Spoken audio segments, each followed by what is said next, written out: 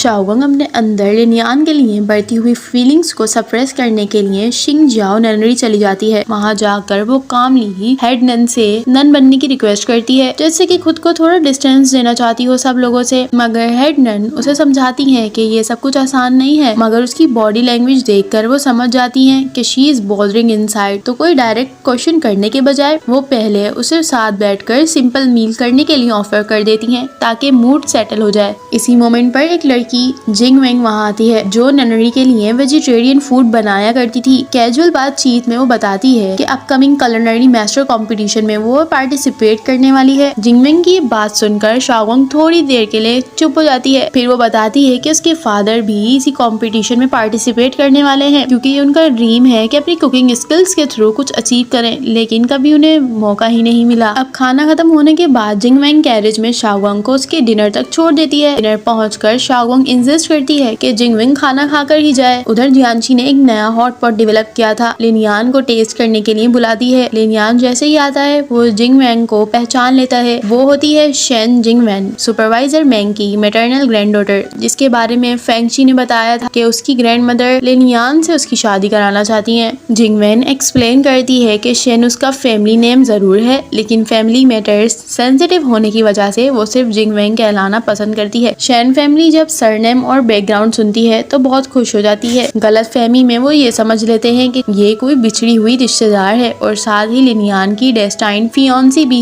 सब लोग लाइन लगाकर उसे टोस्ट करने लगते हैं, और दूसरी तरफ शाओगंग चुपचाप साइड पे खड़ी सब देख रही थी। उसकी आंखों में छोटी सी डिसअपॉइंटमेंट भी थी, जैसे कि उसे ये सब कुछ पसंद ना आ रहा हो। इसी दिन Shane dinner officially hot pot season launch कर देता है। अफोर्डेबल प्राइस, डिफरेंट वेराइटीज, और सबसे यूनिक होता है चियान हॉट पॉट, जिसमें वही स्मार्ट वीट जो कि उन्होंने जंगल से जमा किया था उसे बेस सूप में यूज किया जाता है। कस्टमर्स को अट्रैक्ट करने के लिए वो लोग एक नई स्कीम निकालते हैं, लॉयल्टी स्कीम सिग्नेचर कलेक्शन। अगर कोई कस्टमर 10 लोगों के सिग्नेचर्स कलेक्ट कर लेता है तो उसे डिस्काउंट मिलेगा। यह स्ट्रेटेजी इतनी स्ट्रॉन्ग होती है कि गुशियान टेवरन के कस्टमर भी यहाँ पर शिफ्ट होने लगते हैं, जबकि वहाँ पर भी चारकोल पॉट मिलता था। दूसरी तरफ पीफी अपने डे ऑफ पर होता है कि प्रिंसेस अचानक से उससे मिलने आ जाती है और साथ में शेंस डिनर का हॉट पॉट भी ले आती है। पीफी क्लियरली नाराजगी शो करता है और कहता है कि वो अभी करियर पर फोकस करना चाहता है, फैमिली का नाम रोशन करना चाहता है और रोमांटिक चीजों में इन्वॉल्व नहीं होना चाहता, खास तौर पर जब प्रिंसेस ऑलरेडी मैरिड है। प्रिंसेस थोड़ा हर्ट हो जाती है और जाने लगती है, लेकिन पीफी अपनी पब्लिक इमेज की वजह से उसे फॉलो करता है। वो एक्सप्लेन करता है कि जो उसका एलिगेंट इमेज था वो तो बोरोड था, असल में तो वो सिंपल लाइफ जीता है सिर्फ अपने गोल्स के लिए। प्रिंसेस उसकी बात समझकर प्रपोज कर देती है कि सिर्फ फ्रेंड्स रहते हैं। पीफी प्रिंसेस को हर्ट नहीं करना चाहता था, इसलिए वो अग्री कर लेता है। बाद में प्रिंसेस अपनी अटेंडेंट से कहती है कि पीफी का बार बार रिजेक्ट करना ही उसकी इंटरेस्ट को और ज्यादा बढ़ाया जा रहा है, क्योंकि उसने जिंदगी में कभी भी किसी चीज में हार नहीं मानी है। लेटर लियू फैंग डिनर आता है और स्मार्ट वीड हॉट पॉट की बहुत ज्यादा तारीफ करने लगता है। मान लेता है कि गुशियान टेवरन सच में आउटडन हो चुका है। शाओगंग अपनी बिजनेस फिलॉसफी एक्सप्लेन करती है। जूशियान एलिक की हर दुकान को साथ में इनोवेट करना चाहिए ताकि कोई भी बिजनेस अकेला डोमिनेट ना करे, तभी सब प्रॉस्पर करेंगे। लियू फेंग बहुत इम्प्रेस्ड होता है और अपने क्राफ्ट्समैन को ये ऑर्डर देता है कि वो कस्टम पॉट्स बनाए, flat bottom, deep pots, 2 handle और पार्टीशन पॉट्स भी। बदले में शाओगंग उसे अपनी एक्सक्लूसिव रेसिपीज दे देती है। लियू फेंग खुशी से उन सब रेसिपीज को एक्सेप्ट करता है और दूसरी तरफ लिनियान 5th मास्टर शाओ के पर्सनल नोट्स ढूंढने की कोशिश कर रहा था, लेकिन फेल हो जाता है। अगले दिन काम से वापस आते हुए वो शेंस डिनर पर रुकता है मील बॉक्स देने के लिए।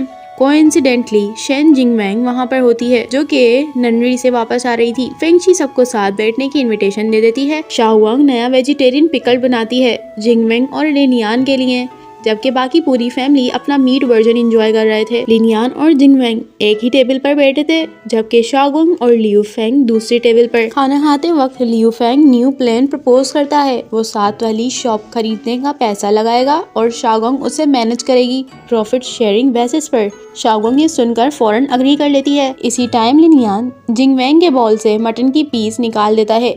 ये देखकर शाओगुआंग के अंदर जेलेसी एक्टिवेट हो जाती है और अपनी जेलेसी का गुस्सा वो अपनी बनाई हुई मटन और रेडिश हॉटपॉट पर निकालती है और उसे बुरा भला कहने लगती है। रात को लियू फेंग अपने दादा लियू वेंग को सब बताता है और शाओगुआंग की इंटेलिजेंस की बहुत बढ़ के तारीफ करता है। लियू वेंग अप्रूव करता है लेकिन महसूस करता है कि इंटरेस्ट सिर्फ बिजनेस तक लिमिटेड नहीं है। अगली सुबह Liu Feng dragon and Phoenix cake लेकर शेंस डिनर पहुंचता है और फॉर्मल रिश्ता प्रपोज कर देता है लियू फेंग और शाओगुआंग का। शाओगुआंग शौक में आ जाती है। कुछ लोग तो शाओगुआंग पर सवाल भी उठाने लगते हैं मगर लियू फेंग फुल पैशन के साथ शाओगुआंग को डिफेंड करता है। सीधी, स्मार्ट, बिजनेस माइंडेड और लियू फेंग के लिए एक परफेक्ट मैन। जियांशी उसे शाओगुआंग की टीनेज मिस्टेक याद दिलाता है। 15 साल की उम्र में स्कैम होना, फेक हंगर स्ट्राइक वगैरह। लियू फेंग हर बात को पॉजिटिव स्पिन देता है और कहता है कि ये सब निगोशिएशन स्किल्स और रेजिलियंस के साइन है। फेंगशी कहती है कि फैमिली डिस्कशन भी तो जरूरी है। इसी वक्त लिनयान प्रिंसेस से मिलता है जो पीफी के ख्यालों में डूबी हुई थी। लिनयान डेजर्ट उसे देता है और पीफी का टॉपिक उठाता है। प्रिंसेस बताती है कि फिफ्थ मास्टर शाओ की कोई लव टोकन्स नहीं है, सिर्फ केस नोट्स हैं जो कि अभी लॉक्ड हैं। लिनयान ऑफर करता है कि वो नोट्स अपने पास रख लेगा। प्रिंसेस अग्री करती है और प्रॉमिस कर देती है कि अगर पीफी मान गया तो कोई भी रिवॉर्ड देगी। इसी वक्त लियू चेंग आता है और बताता है कि शेंस डिनर बंद है क्योंकि लियू वेंग ने शादी प्रपोज कर दी है। अब लिनयान को ये सुनकर एक शौक लगता है और वो फौरन वहाँ से निकल जाता है। डिनर में शाओगुआंग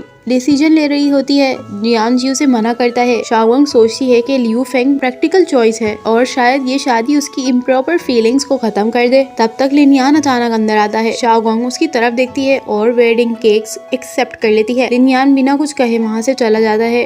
प्रिंसेस उसे कन्फ्रंट करती है कि वो डरता है कन्फेस करने से मगर लिनयान प्रिंसेस को कहता है कि शाओगुआंग को राइट है कि वो अपना पार्टनर खुद चूज करे। प्रिंसेस उसे कोवर्ट कहकर वहाँ से चली जाती है।